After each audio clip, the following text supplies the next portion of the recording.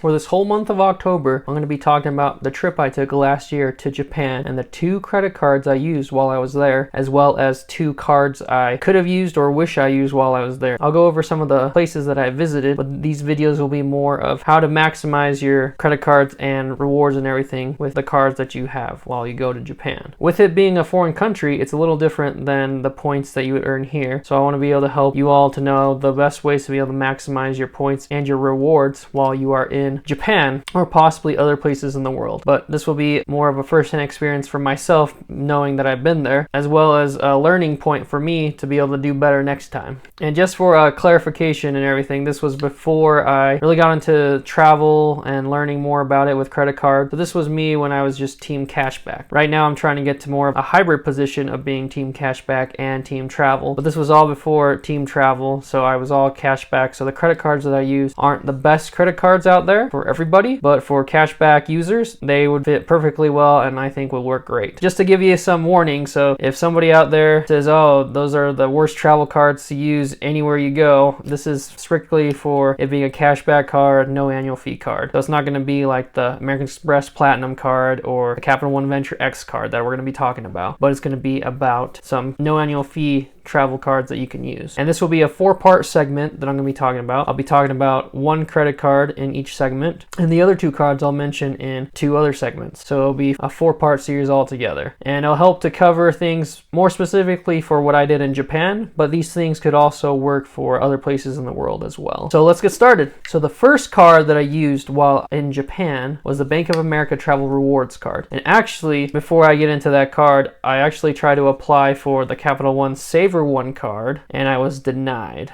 And I tried to call their reconsideration line and everything, and it just didn't work out for me to be able to get this card. My relationship with Capital One isn't that great right now. In a way, with people saying that they have a Amex pop-up jail, I feel like I have a Capital One pop-up jail. I've actually been approved for the Saver One card, but I haven't been approved for it with the sign-up bonus, which kind of makes it annoying that they do that when I feel like if they're going to approve me for the card, why can't they just approve me for the sign-up offer? But that's just Capital One for you. I can talk about them in other videos, but we're going to get back to the card that I used, which was the Bank of America Travel Rewards Visa card. So like I've talked about in previous videos, the best way to be able to see all the information and facts for these cards is to just go straight to the source and go right to the website. So as you can see right here, this card has a 25,000 online bonus point offer, which is a $250 value, and this card has no annual fees. And the way that this card earns multipliers is that it earns an unlimited 1.5 points for every dollar you spend on all purchases everywhere, every time. And this card, like I mentioned, has no annual fee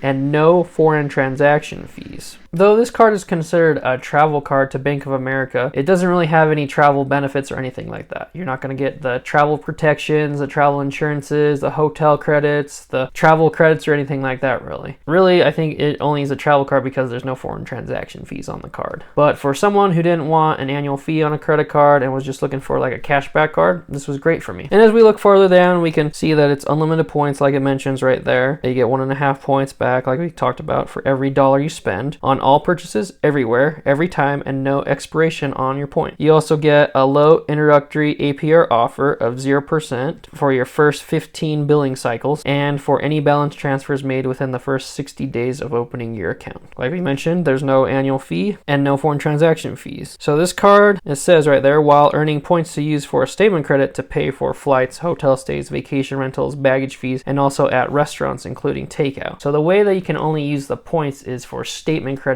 towards travel purchases or for dining purchases. So you're not going to be able to, like we mentioned, transfer it out to like travel partners or use it for hotel stays for things like that. You can only credit it for things that you've already paid with that card. So that doesn't really make it that great of a card to do that. But if you're team cashback and you're trying to make the most money you can swiping a card with a no annual fee card, like I mentioned, this is a great card to have. As well, you get the 25,000 online bonus points offer that you get once you make at least $1,000 in purchases in the first 90 days of your account opening, which just can be redeemed for a $250 statement credit towards travel and dining purchases. So that's the other unfortunate thing where you would have to use that sign-up bonus offer for a statement credit towards travel or dining purchases. But if you're already going to be doing this, then it doesn't really have an effect. You just won't be able to use those points to transfer it out anywhere like we talked about. This is just strictly like a statement credit card. So a little different from a cashback card, but similar in a way where it's going to still be 1 cent per point. So I use this card hand in hand with the other card we're going to be talking about next week. And for this card, because it gets me the catch-all category of 1.5% back that my other credit card that I used didn't, I would use this card for a lot of different purchases. So because of it being a travel statement credit card, I would use it for travel purchases. So whether we went to like a hotel or an attraction or for entertainment purposes or even for like souvenirs that we brought home and stuff like that, this is the card that I would use. It would get me 1.5% back on all my spend. And yes, like we talked about, this isn't the best credit card out there. There's plenty of different credit cards out there that I could have used, but this is a great credit card for the return on investment because you're getting a $250 sign-up bonus for spending $1,000, which means you're getting a 25% back on your spend that you're doing right there. So in a way, how you can see a cashback card or especially a statement credit card is that you're getting 25% off with this card when you go spend it somewhere. So if I spent the whole $1,000 on travel purchases and I credit that $250, it's in a sense like I'm getting 25% off my whole purchase, which, I mean, in anyone's terms, that would be a really good buy. And actually, while we were in Japan during that time last year, and I believe it still is not the strongest right now, but the yen is really weak right now. And when we went, it was pretty much in a sense like a 30% discount that we were getting. So for the yen, we can say it's usually 100 yen is about equivalent to $1. So this is kind of similar to how points and miles work, where 100 points is equal to $1. So that's kind of how I see it right there, where it's kind of funny that they do it that way, because to me, when I see the points and everything that credit cards do, I kind of just see it as like if they were doing it in yen, in Japanese currency. And pretty much what you have to do is just move the decimal place over 2 times to the left, and then you can see what the actual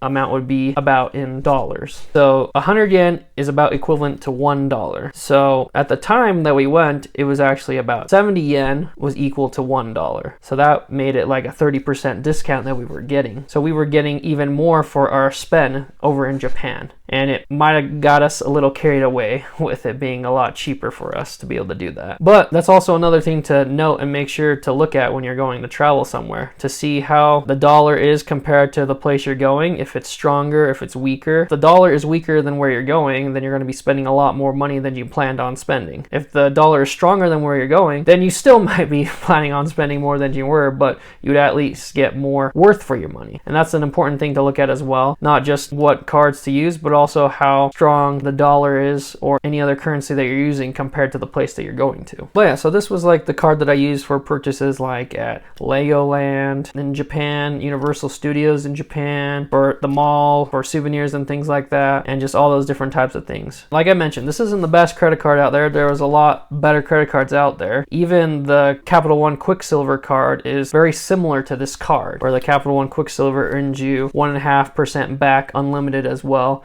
And you can use this cash back however you want to. You can credit it as a statement credit like you can with the Bank of America Travel Rewards card, or you can be able to use it for cash back purposes. So the Bank of America Travel Rewards card isn't even as good as Capital One Quicksilver. And the Quicksilver actually has a little bit more benefits, I believe. But the difference would be just how you view it, I guess. For the Quicksilver card, you would get a 40% return on investment, but you're only getting $200. Instead of $250. So in that way, it's kind of depending on if you're looking more for more money back, like a higher sign-up bonus or a higher return on investment. As well, depending on the card that you use, sometimes Visa is accepted mostly more at certain places, and MasterCard is accepted at certain places as well. But sometimes one might vary from the other where a place might not accept that card. And the Capital One Quicksilver is a MasterCard, so I don't know if I would have had trouble with the card or not. But wherever I went with my Visa card, it was accepted anywhere I went, as long as they accepted credit cards. So that was the good thing right there. So like I mentioned, this isn't the best credit card that I could have used while I was in Japan. I could have got an actual better card like the Capital One Venture X card, which would have gave me 25,000 points for spending $4,000, which would have been way more of a sign-up bonus, and I honestly pretty much spent that much money with all my family there. Or I could have got the Chase Sapphire Preferred card earlier on and got 60,000 points for spending $4,000, and that would have been more than the $250 I got. But it worked out because I got the